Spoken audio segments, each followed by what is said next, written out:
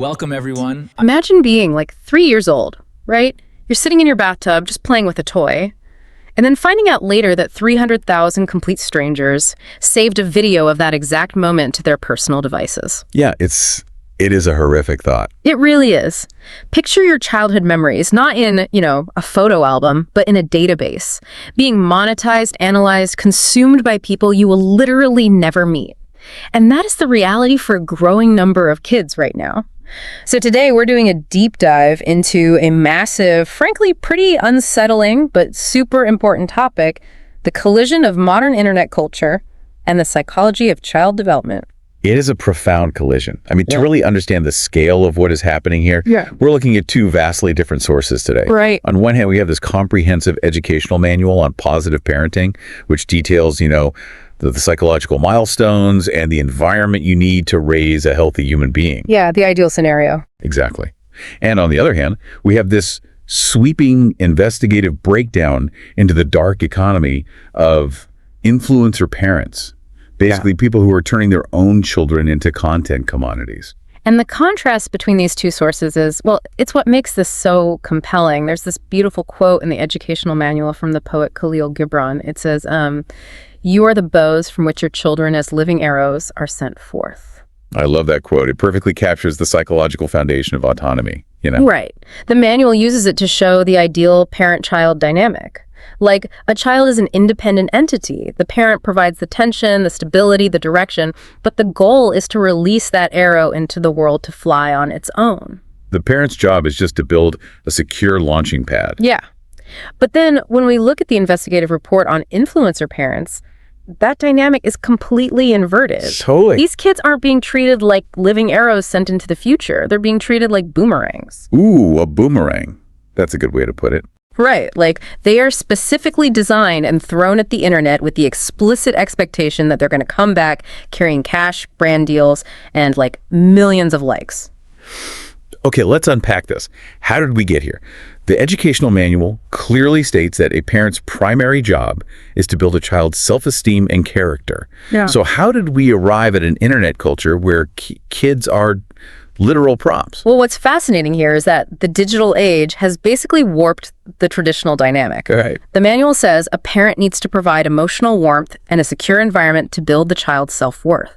But in this digital ecosystem we're analyzing, the algorithm completely replaces that emotional warmth. Wow. The algorithm replaces it. Yeah, security is no longer unconditional. It becomes tied directly to how well the child performs for the camera. But wait, I want to challenge that slightly, just to play devil's advocate. Aren't we being, a little bit cynical here? How do you mean? Well, people have had family businesses for centuries, right? Kids worked on the farm or in the shop, and even in entertainment, we've always had stage parents. Isn't it possible that some of these parents genuinely believe they're just building a modern family business, like setting up a massive college fund and just playing the digital game? That is the crucial distinction to make. But here's the difference in a traditional family business. The child is helping with a task, sweeping the shop, working the register. Right, doing chores, basically. Exactly. They're labor utilized, but their core identity is still their own. In the influencer economy, the child's identity, their private moments, their very existence is the product. Ah, yeah, that is different. We can look at this through the lens of conditional attachment theory. A developing brain needs to know it's safe and loved regardless of external factors. Right. So when a child realizes that their parents' mood, the household income, the family's success, all of it depends on them being cute or funny on command, their neurobiology actually shifts. Literally shifts. Yes. They enter a state of chronic hypervigilance. Their baseline cortisol levels, the stress hormones, those stay elevated because survival is suddenly conditional on public engagement. Wow. That makes the manual's rule number 3 hit a lot harder. The educational guide explicitly tells parents, and this is a quote, "Your child is not a social trophy." Exactly. It warns against showing off a kid's achievements to family and friends just to boost the parent's ego because it overburdens the kid with immense pressure. Just for family and friends, yeah. Right. So if showing off a report card to an uncle causes pressure, the psychological weight of being a trophy for 11 million strangers must be absolutely crushing. It creates a complete collapse of inherent value. The manual actually advocates for something called the golden ratio of 5.1. What's that? For every one negative interaction or correction, a parent needs to provide 5 positive affirmations to build a child's self-esteem. Oh, that makes sense. It stresses embracing a child's uniqueness rather than thrusting unfulfilled ambitions onto them. But when a child becomes a content commodity, that 5.1 ratio is totally hijacked by metrics. Because the positivity is coming from likes, not the parent. Right. Their uniqueness is only validated if it goes viral. And we see the extreme end of that validation cycle in the case of Tiffany Rocklesmith from the sources. Oh, that case is wild. According to the investigation, she managed the YouTube channel for her daughter, Piper, which amassed almost 12 million subscribers. But Tiffany wasn't just like holding a camera, she was orchestrating a massive, unscripted reality show. Yeah, she took Piper's real-life friends, dubbed them the Squad, and essentially treated these children like unpaid cast members. Which is just crazy. The structural manipulation there is a perfect example of what happens when the parent becomes a producer. There was actually a lawsuit filed by the parents of those Squad members. What did it say? It alleged that Tiffany gave the kids specific roles, engineered fake drama, and even created fake romantic relationships, ships, between these young teens, purely to maximize viewer engagement. The lawsuit also claimed she didn't even pay them. But honestly, the psychological warfare is what really stands out to me. She allegedly used bots to falsely report the kids' personal YouTube channels. Wow. Yeah. She drove down their views so they would never digitally outshine her own daughter. That is just so manipulative. And then there's a detail in the complaint that is deeply, deeply unsettling. It alleged that Tiffany took some of her own daughter's undergarments and mailed them to a complete stranger. Wait, what? Yes. And when her daughter confronted her about it, Tiffany allegedly replied that the person, quote, likes to smell this stuff. Oh my God. That specific detail. That moves us from emotional manipulation into a total abdication of parental protection. Right. It's monstrous. When we talk about neurobiology, a child relies on the parent to be the ultimate filter against the dangers of the world. So when the parent not only removes that filter, but actively facilitates the danger for profit, the child's internal alarm system breaks down. They lose the ability to trust their own instincts about what is safe and what is dangerous. So what does this all mean? It feels like the classic stage mom trope on steroids. Back in the day, a stage mom wanted their kid to be a star. Now the parent wants to be the star, and the kid is just like the lighting equipment. That's a great analogy. And you can see that exact breakdown of safety hidden behind a curated facade with Zakiya Duncan on TikTok. Oh yeah, I read about her in the source material. She built a massive following as this loving, family-oriented mother of 5, beautiful Texas home. Her whole brand was, family time is the best time, featuring happy dances and matching outfits. Yeah. Right, but the physical reality she created for her children was a literal nightmare. While she was upstairs filming those joyful dances for millions of people, she was secretly keeping her older twins locked inside a room. It's horrific. They were severely underfed, dehydrated, and only given sandwiches made of mustard and relish. And they weren't even permitted to be in the profitable TikTok videos. No, they weren't. They eventually had to literally escape the house and beg a neighbor for help. It sparked a statewide Amber Alert. It really demonstrates the terrifying duality of this space. The educational manual stresses that providing a physically and emotionally secure home is the absolute baseline of parenting, right? Yeah, that's step 1. But in these influencer households, the home is merely a studio set. The physical environment is entirely subordinated to the digital projection. And that concept of physical security completely shatters when we look at parents who actively weaponize their child's body for engagement. The parenting manual has this extensive section on bodily autonomy. It talks about creating safe spaces, educating kids on gender equality, and it specifically references the POCSO Act. Right. For you listening, POCSO stands for the Protection of Children from Sexual Offenses Act. It's a legal framework designed to protect minors from exploitation and abuse. Yeah. But the manual assumes the threat is external, Right. The bad guys are outside the house. Exactly. Here's where it gets really interesting. What happens when the parent is the one unlocking the front door and inviting the monsters inside? Well, psychologically, we're looking at a modern, digitized evolution of Munchausen by proxy. Okay, break that down for me. So in traditional Munchausen by proxy, a caregiver fabricates or induces illness in a child to gain attention and sympathy from medical professionals. Right. But social media has essentially gamified that psychological disorder Right. by adding a financial reward system. You can see this vividly in the case of Jessica Gasser. Oh, known online as Medical Mama Jez. Yes. Her case is a textbook example of that gamification. She had a perfectly healthy 3-year-old daughter, but she subjected this toddler to unneeded feeding tubes and highly invasive medical tests. And she dragged her child to hospitals all across Texas, right? Yes. And when doctors there started getting suspicious of her claims, she took the child to facilities in 3 different states. Investigators call this doctor shopping. Exactly. It's presenting a deliberately false medical history to force unnecessary procedures. And the child ended up with actual physical injuries from these abrasive tests. Plus, the family racked up $200,000 in medical bills. Just awful. And the motive behind this abuse, she wanted to sell custom-designed medical tapes on her Etsy shop. And drive donations to her GoFundMe page. Right. Police even found her search history included queries like, is lying to a doctor about a child illegal? She clearly knew exactly what she was doing. This is where the dopamine loop of social media overrides basic human empathy. Every time she posted an update about her quote-unquote sick child, she received a rush of supportive comments, likes, and, actual money. The platform literally rewarded her abuse. It did. And this commodification of a child's body isn't just medical. It extends to their innocence as well. Parents are realizing that there is a highly engaged, deeply inappropriate audience willing to consume certain types of content. Which brings us back to the scenario we started the deep dive with Ren Eleanor. She's a 4-year-old girl with over 17 million followers on an account run by her mother, Jacqueline. Right. Jacqueline was posting bath routine videos of her toddler, and in one video, the child was playing with a feminine hygiene product. The analytics on that specific video are chilling. Unbelievable. It was saved to personal devices by over 300,000 people.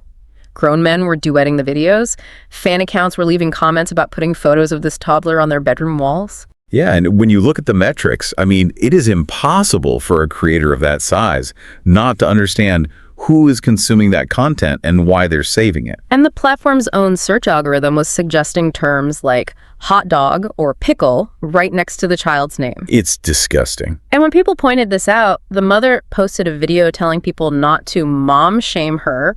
She claimed they just have different parenting styles. Framing the active endangerment of a child as a parenting style completely subverts the core tenets of the educational manual. How so? Well, the manual focuses on the 3 L's: learning, literacy, and life skills. One of those key literacies is information and media literacy, Okay. which is meant to teach children how to critically evaluate media so they can navigate the world safely. But here, the parent is using their own media literacy to optimize their child's exposure to predators. They're weaponizing media against their own offspring. It's treating the child as bait. And we see this recurring over and over. Look at Jasmine Moss. She's an Instagram influencer who had her 5-year-old daughter performing bikini waxes on adult clients for content. She boasted that the child waxed 24 people in an 8-hour shift. A 5-year-old. A 5-year-old. Then you have creators like Pepito Fonzie 1, who used his foster children, a young daughter and a baby boy, as literal props in his gym workout videos. Oh, the thirst traps. Yeah. He was creating these hypersexualized videos while holding the kids and plugging his adult-only Snapchat account right in the corner of the screen. Thankfully, those foster children were removed, and Jasmine Moss was charged with child neglect. But this raises an important question. How does this environment impact the developmental milestones outlined in the manual? Right. The text emphasizes teaching children interpersonal skills and self-awareness. How can a child possibly develop healthy boundaries or a sense of bodily autonomy when their physical space is routinely violated and broadcasted for engagement? They can't. They're learning that their boundaries are irrelevant if crossing them generates revenue, which leads us to the moral and ethical lessons these kids are absorbing. Yes, the modeling aspect. Exactly. The educational manual leans heavily into the concept of modeling. It quotes the psychoanalyst Carl Jung, saying, and this is a great quote, "Children are educated by what the grown-up is and not by his talk." So true. In a healthy environment, a parent models honesty, empathy, integrity. So what happens to a child's moral compass when their parent's entire public existence is a fabricated narrative designed for clout? Well, it creates massive cognitive dissonance. The manual advises parents to use techniques called clarifying and moralizing to help children differentiate right from wrong. Right. In a normal setting, right means telling the truth and treating others well. But in a household driven by algorithms, the moral compass is totally recalibrated. Right. Right simply equates to high engagement regardless of how it's achieved. And wrong just means low views. Exactly. Truth becomes entirely subjective. We see that play out with Katie Sorensen from The Sources. She went on Instagram and tearfully detailed an attempted kidnapping of her 4-year-old and 1-year-old children at a Michael's Craft store. In this case. She specifically pointed out that the couple who allegedly tried to take her kids wasn't quote-unquote clean cut, obviously playing on her audience's prejudices, and the video exploded, getting over 4 million views. But the reality, proven by the store's CCTV footage, was that she fabricated the entire encounter. She completely exonerated the couple she accused. She modeled for her children and her audience that falsely accusing innocent people of a horrific crime is an acceptable strategy if it boosts your follower count. She did eventually serve some jail time and work release for that, but the fabrication goes so much deeper, especially when the children are old enough to be complicit. Take the mother-daughter duo, Bebop and BB. Oh, wow, yes. They have over 8 million followers, and they essentially faked a massive hostage conspiracy about themselves. This case requires us to really look at the intersection of traditional child exploitation and digital media. The mother, BB, used their background in the highly toxic child beauty pageant industry to script these unnatural, almost AI-like videos. Yeah, and the audience became convinced they were being held against their will. Viewers would comment things like, "Wear red if you're in trouble," and then in the next video, the mother and daughter would be wearing red. Right, feeding the frenzy. Fans spotted locks on the outside of bedroom doors in the background. They swore the daughter was silently mouthing help during lip-sync videos. It became this true crime mystery playing out in real time, driving millions of views a day to their page. It was a masterclass in audience manipulation. They weaponized the internet's obsession with true crime. The daughter's own brother even released messages claiming his mom forced him to make content, which is why he left the channel. But then later, he released this incredibly stiff, unnatural video, taking it all back, saying he wasn't forced. And the ultimate proof of the grift. Oh, yeah. When the mother and daughter finally decided to, quote-unquote, speak out and address the kidnapping rumors, they put their truth behind a massive paywall. They literally monetized their own fabricated trauma. This brings us to another key concept in the manual, the Flip F life skills. Flip PS. What does that stand for again? Flexibility, leadership, initiative, productivity, and social interaction. The manual argues these are essential for a child to function in society. Makes sense. But consider the social interaction component. When a child is actively participating in faking a hostage situation for views, their understanding of social interaction is fundamentally corrupted. They're learning to view other people not as peers to connect with, but as an audience to be tricked and milked for money. You know, I keep thinking about the movie The Truman Show, like where a man's entire life is a television set. But this is a much darker evolution of that concept. How so? Truman was a victim of circumstance, right? He didn't know the cameras were there.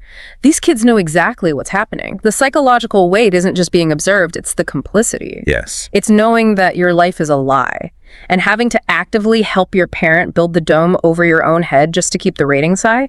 How can they possibly learn Flip PS life skills when their only social interaction is highly scripted trauma? They can't. And that complicity is devastating to a developing brain. The manual specifically lists the psychosomatic symptoms of extreme stress in children feeling tense, frustrated, mentally drained, experiencing nagging headaches, or absent-mindedness. Wow. When a child has to constantly maintain a fabricated persona, they never get to experience baseline reality. They're perpetually managing the emotions and financial stability of their parent, who's basically acting as their director. Right. Living that dual life requires immense cognitive energy, which leads directly to those physical symptoms of burnout and stress. We also see parents actively encouraging their kids to abandon basic social boundaries for fame. Look at Jenny Popuk, who went by Rosalie, and her mother Maria. Oh, the Hype House incident. Yes. When Jenny was just 13 years old, Maria took her and her friends and literally trespassed into the Hype House, which was this famous mansion for TikTok creators in LA, just to film content and steal clothes. The mom actually filmed herself breaking in for her own Instagram. She modeled that the pursuit of clout basically supersedes the law. Exactly. And Maria was constantly encouraging her young teenage daughter to participate in highly suggestive internet trends. There was this one viral Christmas trend where Jenny was wrapped in wrapping paper, and the person who spun her around and unwrapped her to reveal a swimsuit was her own brother. Oh, my goodness. The mother openly admitted in an interview that she believed her daughter was her destiny to obtain fame. When a parent views a child as their destiny for fame, the child ceases to be a human being and just becomes an instrument. Right. The manual warns against overburdening children with adult expectations, but the influencer economy demands that children shoulder the financial and emotional weight of the entire family structure. So, bringing this deep dive to a close, we've journeyed through an incredibly stark contrast today. We started with the beautiful psychological ideals laid out in the educational manual. You know, treating children as individual arrows to be nurtured, utilizing that 5.1 positive ratio, and providing safe spaces. And we collided that with the reality of an internet culture where kids are used as clickbait, medical props, and fake hostages. The contrast reveals exactly what happens when the principles of positive child psychology are sacrificed at the altar of the algorithm. Truly. The digital age has simply outpaced our legal and ethical frameworks for protecting children. And this is where you come in. Whether you're listening right now as a parent, an aunt, an uncle, or just someone scrolling on your phone to pass the time, you are part of this ecosystem. We all are. The educational manual preaches media literacy, and we all have a responsibility to practice that. We have the power to critically evaluate the content we consume and choose not to engage with accounts that clearly exploit the vulnerable. Right. When you stop clicking, the boomerang stops bringing back the cash. It all cycles back to that profound quote from Carl Jung. Children are educated by what the grown-up is and not by his talk. Yeah. If children are truly educated by who the adult is, it forces us to ask a terrifying question about the future. What happens to the concept of objective truth? For an entire generation of kids who have been raised to view their own childhood memories, their traumas, and their milestones as scripted, monetizable content. That is a staggering thought. If your reality was always for sale, how do you even know who you really are once the cameras turn off? It is an identity crisis on a generational scale, and honestly, it leads to a massive, inevitable legal reckoning. You think so? Oh, absolutely.